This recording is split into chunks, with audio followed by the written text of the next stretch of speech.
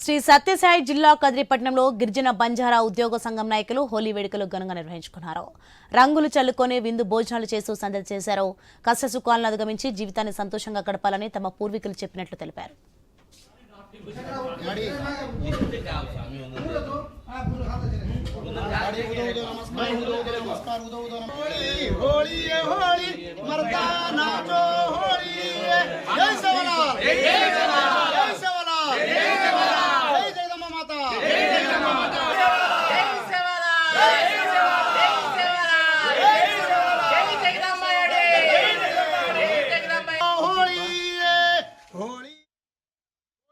కదిరిలో చాలా ఘనంగా జరుపుకోవడం జరుగుతున్నది.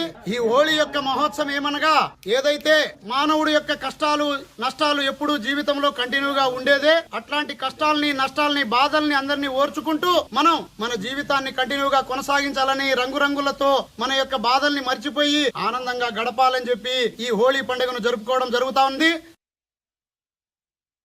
ఈ హోళీ పండుగ కదిరిలో